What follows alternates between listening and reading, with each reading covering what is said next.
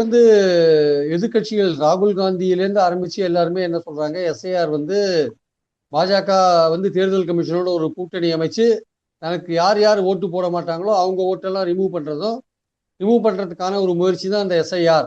அதுல வந்து இந்த குடியுரிமை என்ற விஷயத்தை உள்ள சேர்த்து குழப்புறாங்க, மக்களை குழப்புறாங்க அப்படின்ற விஷயத்தெல்லாம் ராகுல் காந்தி பல தடவை சொல்லிட்டாரு.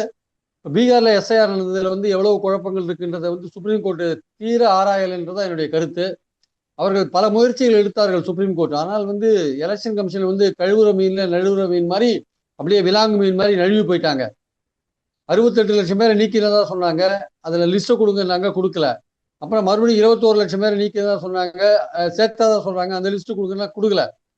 நீக்கிறதுல எவ்வளவு பேரை மறுபடியும் சேர்த்தீங்கன்னா அதுக்கான லிஸ்ட் கொடுக்கல. எந்த லிஸ்ட் கொடுக்காம பீகார் தேர்தல் அறிவிப்பை வெளியிட்டு அந்த நோட்டிபிகேஷன் வந்த பிறகு அப்படியே ரைஸா எஸ்கேப் ஆயிட்டாங்க. எலெக்ஷன் கோர்ட்டும் அதுக்கு மேல கேட்க முடியல. இப்ப பீகார் எலெக்ஷன் முடிஞ்ச பிறகு என்ன சொல்றாங்க, அங்க எஸ்ஐஆர் வந்து நல்லா நடந்தது அப்படின்றாங்க.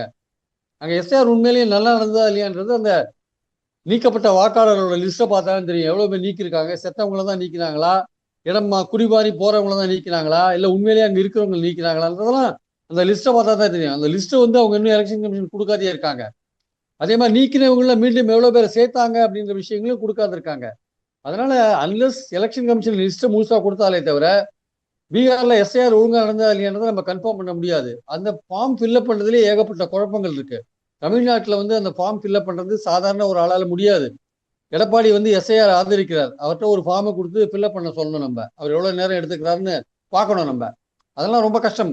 சாதாரண ஒரு மலை கிராமங்களில் வசிக்கிற ஒரு பழங்குடியினர் அல்லது தலித் காலனியில வசிக்கிற ஒரு பட்டியல் இனத்தவர், இவங்கெல்லாம் படிக்காதவங்கெல்லாம் வந்து ஃபில்அப் பண்றது ரொம்ப கஷ்டம். தமிழ்நாட்டில் வந்து பார்ட்டி ஆளுங்க ஹெல்ப் பண்ணாலே தவிர ஃபார்மை வந்து ஃபில்அப் பண்றது வந்து ரொம்ப கஷ்டமான காரியம்.